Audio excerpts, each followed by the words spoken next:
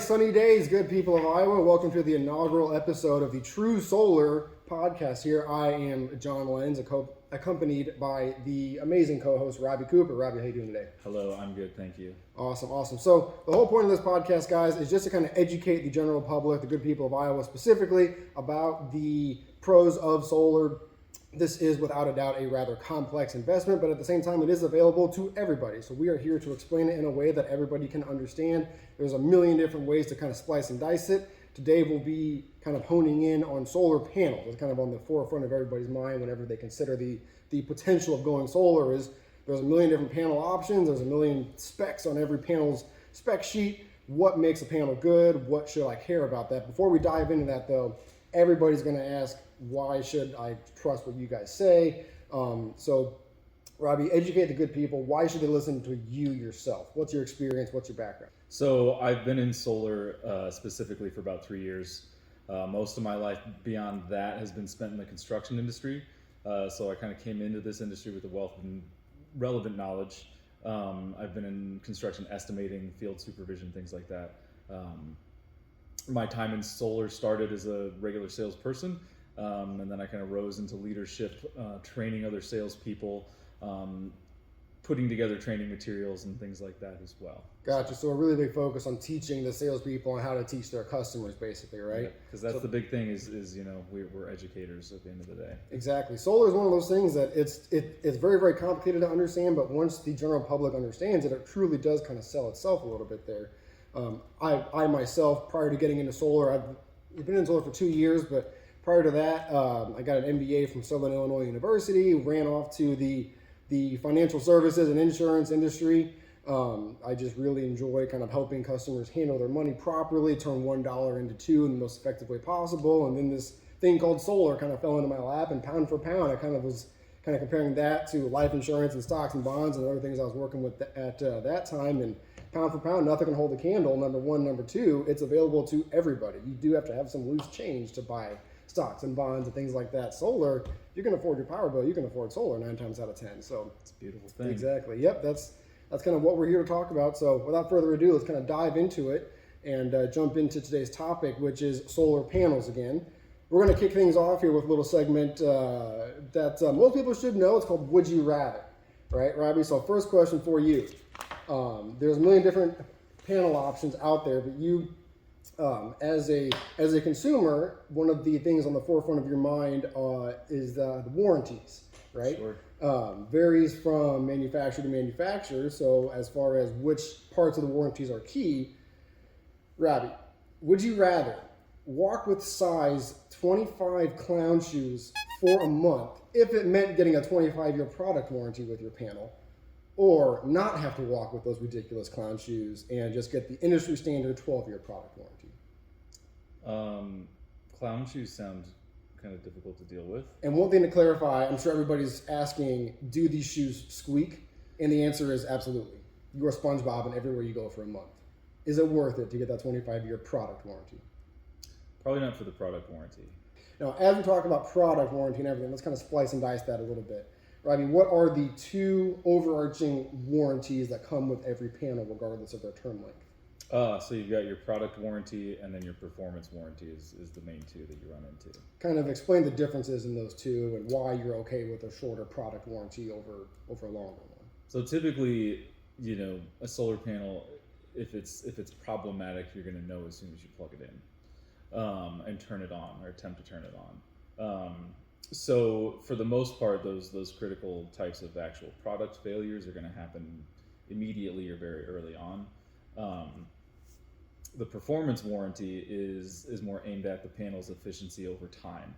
Actually, is aimed at that. So how is that panel going to do at converting sunlight to energy over the next 25 years? Exactly. Right now, Robbie brought up a couple of really interesting topics there. It's going to work whether from day one or it's not, essentially, right? So that is very specific to the product warranty, which, correct me if I'm wrong, that's just if it outright fails, if it falls apart, if it starts producing zero power for whatever reason, then you would be called upon for the product warranty. Yeah, or this is a solar panel here. If the frame starts to come apart for some reason, or things like that too. Yeah, and keep in mind, there's no moving parts in the solar system. There's no gears under all this. The inverter is pretty well set in stone there. Nothing's really moving as well. Monitoring hardware, nothing's moving. So to Robbie's point about it's going to work or it's not, the guys are going to test everything before they leave. 99.999 out of 100 times, if it works then, it'll work forever. Now, how well it works over time, that ties in much more to the performance warranty. Talk about degradation, Robbie. Everything that has a piece of circuitry, anything that is electrical based, will perform worse over time. I'm looking at my cell phone in my pocket. I'm thinking about that. After a year, I want to throw it through the wall because it's half as good as it once was, right? Yeah, it's kind of like most people have a cell phone, and as you know, the more times you charge your cell phone, the battery life starts to dwindle as that battery gets older. So basically, you put the thing to use. That use, is wear on, in this case, the cell that's encased inside that solar panel. Right. So 12-year product warranty is kind of the industry standard. 25-year performance warranty is actually required to come with any tier 1 monocrystalline panel, which we won't get into the weeds on what exactly makes a tier 1 monocrystalline panel. Just know all of our listeners should understand that you should only be considering a tier 1 monocrystalline panel. That's 99% of what all solar installers even offer. So if you see something that's not tier 1 monocrystalline, run for the hills, but 99 out of 100 times that's all it's going to be. Now, any tier 1 monocrystalline panel has to come with a 25-year performance warranty. So the term length is going to be pretty standard over time. But even so, it can vary tremendously, even if it's all 25 years, correct? What can vary? The details of the warranty. So they will kind of degrade at different rates and so forth, right? Kind of expand on that a little bit. So the panels are rated for, as efficiency goes, a percentage of what sunlight gets converted to energy. So that's what your efficiency rating really is. So essentially, the common number that most solar manufacturers use is about 0.5% degradation. Exactly. You'll see some slight variation on that number specifically, but it's mostly in and around that number. Robbie, are you a baseball fan? Ish. Okay. Would you rather get hit by a fastball one time, just one time, rip the Band-Aid off, get hit with a fastball one time by Hall of Fame pitcher Randy Johnson, if it meant getting a premium panel, or not get hit by Randy Johnson's fastball and for the same price just get your economy panel? What do you think? Randy Johnson is frightening from the standpoint of standing in the path of his fastball. For those that don't recognize the name, you probably have heard the video or seen the video where he annihilates a bird that 1 in a million chance goes across the strike zone at the wrong time, and quick and painless death for that bird. Coming out of Randy Johnson's hand. So that's what would be happening to, let's say, your ribs, right? Would it be worth it for 5 days of achy ribs to get a 25-year system with premium panels?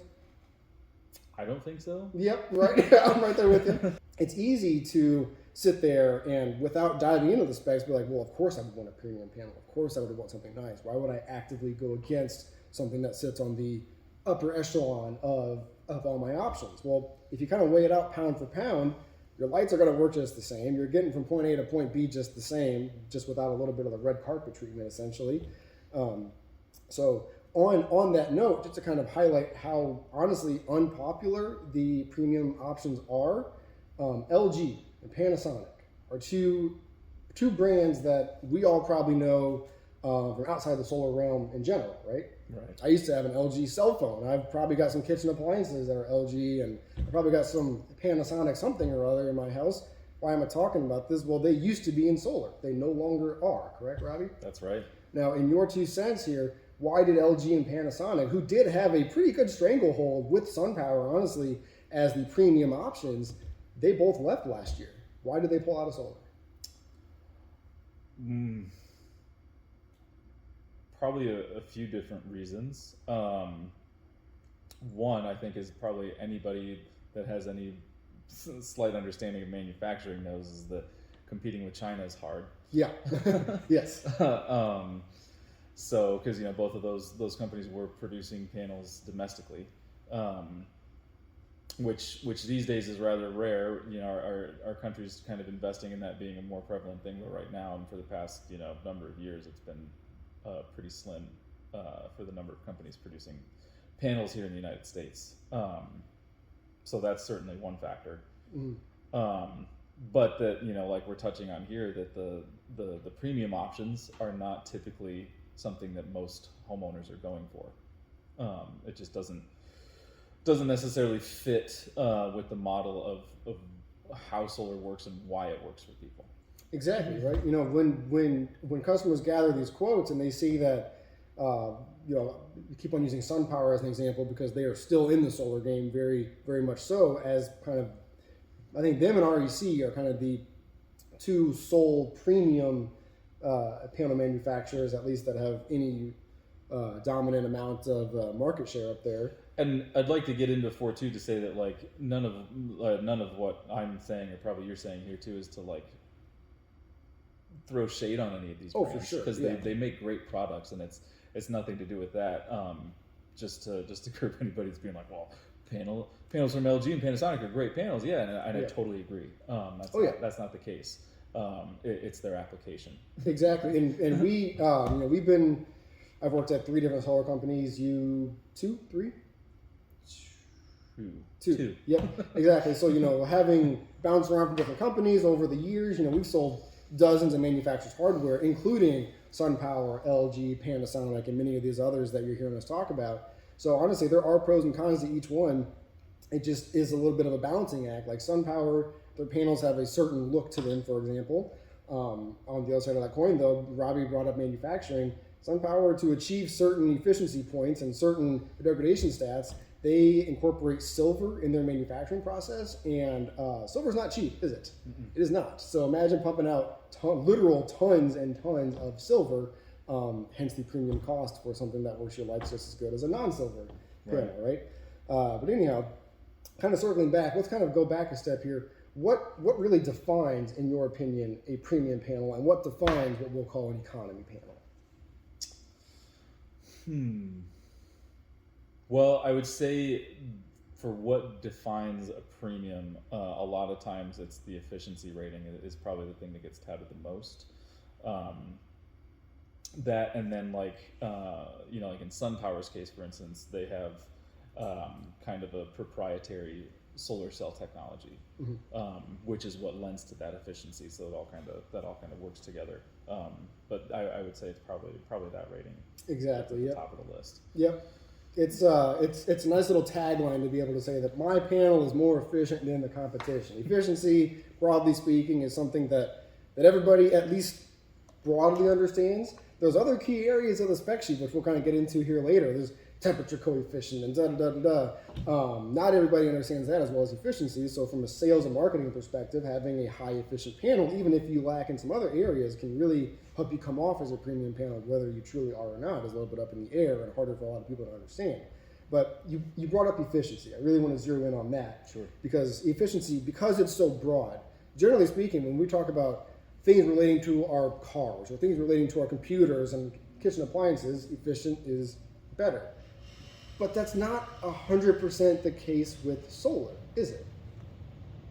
No, not really. Right. So just because one has a more efficient panel doesn't mean you're going to be producing more per watt or per this or that. If you have a 10 kilowatt, I guess here, what's the difference in the 10 kilowatt system, one being using a high efficient panel, one using a middle of the road efficient panel? What's the difference? This is the one I love, is that really there's not much of anything. There might be some slight differences in like degradation over time is probably about the only difference that you can find. The efficiency with solar, kind of at its core definition, is how much power are you producing, are you able to produce per square foot, per square meter. So the only time that as a consultant, as I build projects for my potential clients, I will use a premium panel with a much higher efficiency if there's limited roof space. If I have to make the most of a tight area, then yes, I do need to maybe lean towards an option that has higher efficiency because I have certain limitations that I have to play within. But it's a hard sell to tell somebody that they need a high efficient panel when they've got this big shop roof to play with, or when you're talking about a ground mount, right? Right. At that point, I can think of 10-to-1 arguments to make for the cheaper, more cost-effective economy panel. because at that point, I got all the room to play with. Might as well keep my costs down, right? We're kind of diving into monocrystalline versus polycrystalline, and Robbie, I don't know if you felt that, but I think we just felt half of our viewers fall asleep after hearing those big 15-letter words, but they are important to understand what they mean. So as we kind of dive into the weeds on that here, Robbie, would you rather have to draw your next tattoo with your non-dominant hand if it means getting a monocrystalline panel, or you get a nice professional one tattoo, but you got to settle for a polycrystalline panel? Which way are you going? You now have me wanting to get a non-dominant hand tattoo just for the conversation starter piece of it. But Oh, Robbie, that's a terrible tattoo you got there. How'd you get that? I drew it myself. Yeah. No, but professional monocrystalline tattoo business is where I want to be. Gotcha. So you're drawing with your left hand then. Yes. Gotcha, yep. So kind of the key takeaway there is that you gotta go with monocrystalline. Polycrystallines are big, ugly blue panels you've probably seen from like the 90s and like the early 2000s. Really, really bad aesthetics, number one. Number two, mono versus poly. I'm sure we can all kind of understand what that means broadly speaking, but specific to solar. Mono meaning one. That's one type of silicon used within their silicons. What makes all the magic happen underneath the glass, basically. That's how the sunlight is converted into actual DC power for you. So you got one clean, consistent type of silicon underneath the glass doing all the work. Polycrystalline is this cheap gathering of these recycled silicon scraps basically thrown together, and that's why it's multiple shades of blue, even if you were to take a microscope to it, basically. That leads to far less efficiency. Every part of the spec sheet that you should care about is going to be seemingly half that of a monocrystalline, it'll seem at times. And I know we said earlier that efficiency isn't that big of a deal. Temperature coefficient really isn't that big of a deal, especially on ground mounts and other certain situations, but it's such a big difference between mono and poly that it actually does come into play at that huge big of a spread, right? Yes, this is one that counts Yep. a lot. And only tier one monocrystalline panels come with that mandated 25-year performance warranty as well. So handful of reasons why you want that. And again, we won't spend too much time on this particular topic because everything out there is going to be mono anyway, just about. Fun quick science fact. The reason that a monocrystalline solar cell is more efficient than a polycrystalline is because when they have a single monocrystalline structure inside that solar cell, the electrons in the solar cell actually can move more freely. And that's why monocrystalline is more efficient than polycrystalline. There you have it. I scoured Reddit. I scoured some Facebook pages that I'm a part of, and there's a lot of broad questions out there from customers considering the idea of going solar, and we're going to kind of take some snippets of that, and hopefully these answers kind of make it back to those individual people. So we're going to call this section "I Truly Need Some Help." On that note, guys, if you have any specific questions, go ahead and at us here on social media. Go ahead and send in your specific questions our way, and we will certainly get your question answered on our next episode here. So first question comes from Reddit. One of the companies I'm talking with keeps claiming their panel will perform better because it's all black. Is that true? And if so, why are non-black panels even an option? Technically, the opposite is true. Exactly. Yep. Kind of goes against the common intuition. Why so? Well, this goes back to what we were talking about with how electricity performs in different temperatures. An all-black panel will absorb more heat in the sunlight. So the hotter that panel gets, and this gets back to that temperature coefficient, the hotter that panel gets, the less efficient it is at producing electricity. Well, all black panels look nice. Nobody will doubt that you're going to get better efficiency out of a panel that looks like this. Exactly. Yep. So in my experience, I mean, you can call me biased. I don't think solar panels look that bad, but that is a rather biased opinion. We'll kind of take that for what it is, take it with a grain of salt. But a lot of people are completely fine having solar panels face, visible from the street or one way or another. But maybe you have a pesky homeowners association that if it's on the front, it has to be all black. If not, it's going to be on the back or whatever.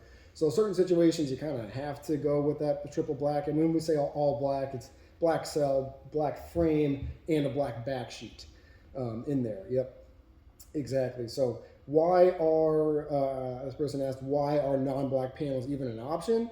Well, if it's a ground mount way out of the way, even if aesthetics are important to you, you probably don't care what your ground mount looks like. No one's going to see it on your farm, right? If it's going on the back half of your house, you're only going to see it if you're having parties in the backyard or mowing the yard in the backyard. There's a lot of situations that even if you care about aesthetics, it doesn't matter. Just give me the most efficient, the one that performs the best, and that would be a non-all black option. Question 2, I truly need some help. I am considering both ground and roof mounting options, but the ground mount is about 2 kilowatts less of a system size than the roof mount. Why aren't they the same system size? So now we get to talk about what direction are these panels facing, Boom. and does that matter? Boom. Doesn't matter. It does. Absolutely it does. What's ideal, what's not ideal, what might be leading to this discrepancy, sizing discrepancy? So some of this is regional, but it's consistent across most of the United States, but that facing panels due south is the most efficient direction to face them, because that's obviously where the equator is. That's where the sunlight is the most direct. Yeah. Basically anything south facing, because the sun will cross us at the south, morning or evening, it's going to have some light on it. Depending on the season, it'll have more than others. But if you had east facing, you got almost nothing being produced in the afternoon, and vice versa for west facing. Yeah. South, you kind of get the best of both worlds. So if I have a house that has roof spaces facing east and west, the requirement for the size of the system is going to be larger than if I can have all my panels facing due south. Pretty straightforward. Exactly. Yep. Now, I wish I had the details of this Facebook user's proposal, because even if their roof is mostly south facing, it's pretty rare to have like a due 180 south, and every little degree off of that due 180 does actually make a bigger difference than one might think. Number one. Number two, for the sake of this Facebook user's question here, let's kind of humor him a little bit. If it is a due south facing roof versus due south facing ground mount, there still is likely going to be a little bit of a sizing difference for some of the temperature related things we talked about earlier, right? Some of that, and the pitch of the panels. Also that. Because then another regional thing for us is that tilting panels at about a 30-degree pitch is going to capture the most direct sunlight in this part of the world. So if you're on a roof, you are married to whatever the pitch of that roof is, which is typically probably going to be a little bit flatter than a 30-degree pitch. So your production is going to drop a little bit versus what that ground-mounted system would make. Exactly. You just kind of said that best. You're kind of married to the roof, because you don't, sometimes I get asked, well, can't you do something fancy with the racking to get the pitch the way that's best? And I'm like, well, if you want a kite on your roof, sure, we can kind of pitch it up there. But if the wind catches it in a terrible way, you're going to watch your big, fancy, expensive solar system go off in the wind there. So you don't want that. You want to keep it nice and flush, keep the wind out from getting caught up under there and everything. The ground mount, you're not married to anything. You got this big, wide open area to play with. I mean, it's a sandbox, basically. Why would you not do everything ideal? So yeah, do 180 south, 30-degree pitch, and a much better ventilation. Even if this customer has a due south-facing roof, handful of reasons why the ground mount would be a smaller system still. Alrighty, so moving on to the next I truly need some help question sent in from Facebook here. This person asks, I found a wholesale solar panel company that shows that I can buy the same panels that an installer quoted me for about $15,000 less. They quoted me $7,000 for the panels themselves, but the quote I received from the installer is about $22,000. Why on earth is anyone having quote-unquote professionals do the work and making 3x the profit? Basically, this person's saying, I found the same hardware, the same panels online for cheaper. Why shouldn't I just buy it myself and install it myself? Your rebuttal. There's a number of reasons that this would be problematic. For one, whether or not a contractor is like certified by the manufacturer, and possibly even like how those panels were rated from the manufacturing facility can impact whether it has a warranty or not, or it might have like a reduced factory warranty, different from what you would get from like a tier 1 Right. quality produced top tier panel. Because one thing that happens is that the solar panels get rated for quality as they go out of the facility. That's why, like, sometimes if you get into the weeds and look at a solar panel spec sheet, you'll see wattage ratings that are like 400 to 450, because the output ratings can vary, just Yeah. inherent to the way that silicon cell technology works. Yep, definitely something to look at. But also, it seems like, I mean, this person got a quote for $7,000 for the panels. Robbie, what happens if you just throw a bunch of panels on the roof? Then you've got some cool looking glass structures on Yeah. your roof, and Yep. that's about it. Yep. Solar panels take the sun's energy, and through a bunch of science and what seems like magic, it'll produce DC power. But all these lights here, your kitchen appliances, everything in your home uses AC power, so there has to be an inversion in there. So it seems like this person also should get a quote for a set of inverters. The panels need to be secured to the roof, so they also need to get a quote for racking. I don't know about you, but if I go cheap on the labor side of things, I could be looking at roof leaks. I could be looking at all sorts of construction, poor workmanship related extra expenditures. So at the end of the day, this is not seeming all that cheap, is it? No, and there's this person mentions quote unquote professionals.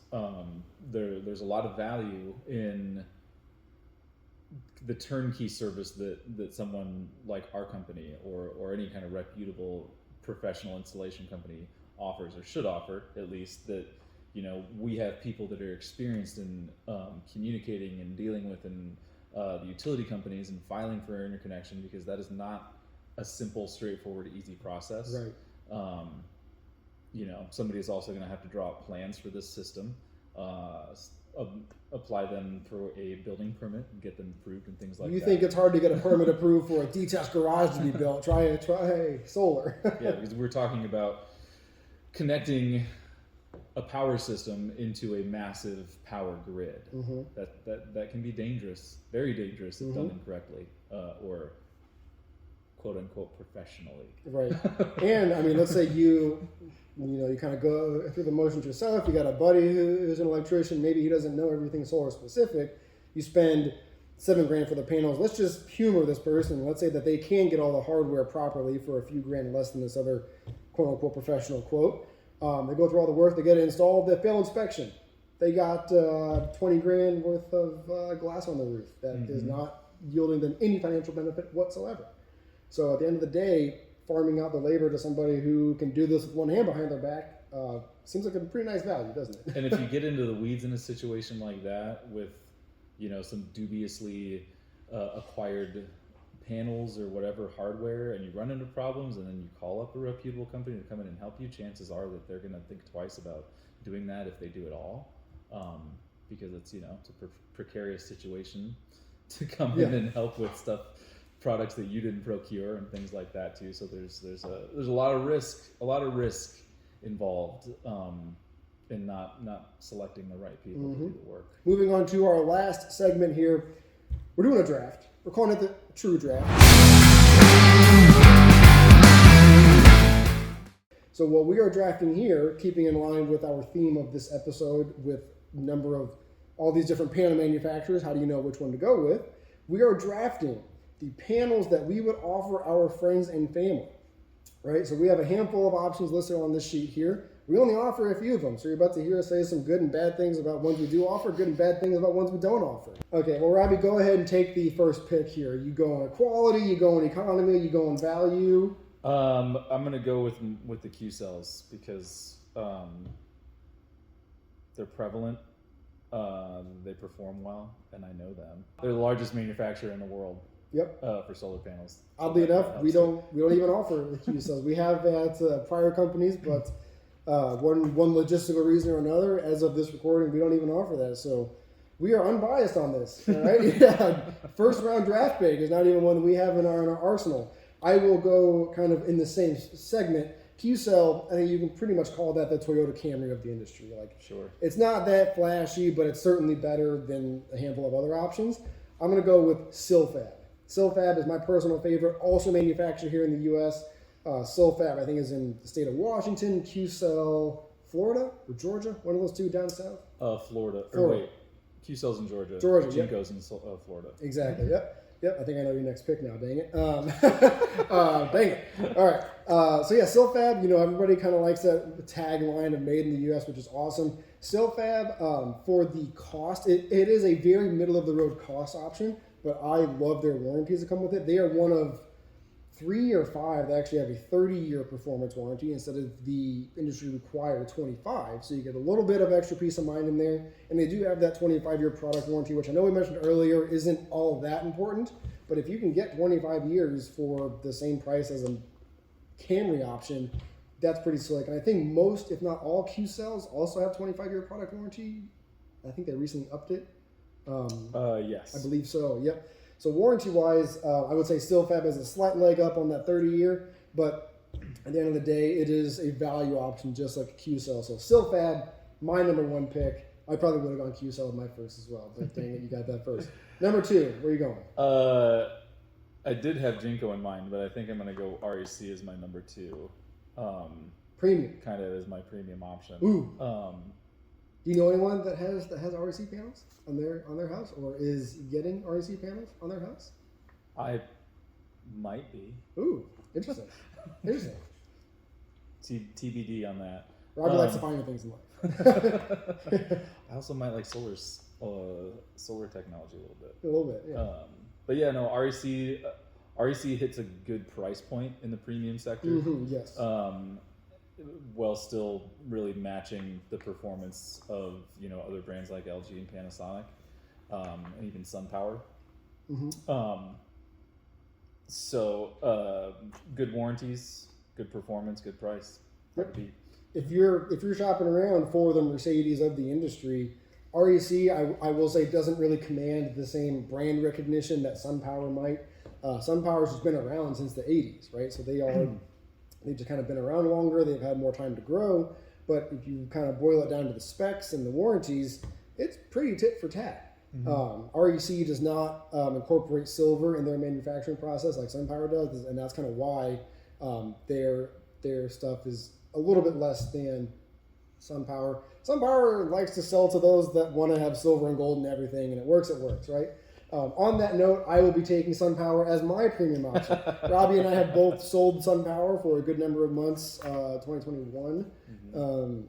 So I know that their hardware is great. They're the only manufacturer, at least that I know of, that ships their stuff with a microinverter already installed. And we'll kind of dive into the inverters again in a later episode, but it was a really cool selling point, and a lot of people really, really hit home with them that it's going to be delivered to their front yard essentially for us to install with the inverter already there. So they're able to design the panel with the inverter in mind essentially, which is a huge performance benefit. Well, they've also kind of had that inverter tuned to that specific panel, which is pretty cool as well. Yep.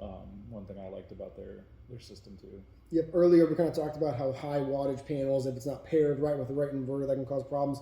SunPower's got total control over both ends of that. So if you get a SunPower panel, you're getting a properly sized inverter with that. So you're not going to run into that potential problem. So if SunPower ever rolls out 500 plus watt panel, pretty good confidence that the inverter is going to be proper for that.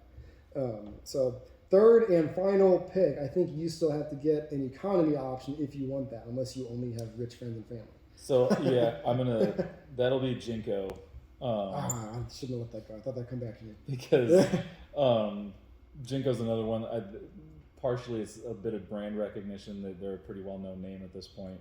I do also like that they've got a giant manufacturing facility here in the States. Is it Jacksonville? I think is where that one is. Yeah, that one's Florida. A panel I've worked with and successfully for some time now. Mm-hmm. Good workhorse. I would say they're comparable to Q-Cell. In my opinion, Q-Cell has some kind of higher end options too. Both do really, but yeah, I would kind of put them kind of as a toss up for like if I were to put solar on my house, either one of those brands would be something I'm fine with. So right, exactly. That's kind of the same way I roll with selling to other folks. Is if it's something I'd put on my house, I'd put it on yours too. Exactly. The whole point of this draft is what would we really sell to our friends and family? I'm a nice guy, I think. I wouldn't really do them dirty like that. So pretty much everything that we're going to recommend. And again, you kind of hit on a nice point that it's kind of hard to find a bad panel option. If it's tier 1 monocrystalline with that 25-year performance warranty, hard to go wrong with anything there.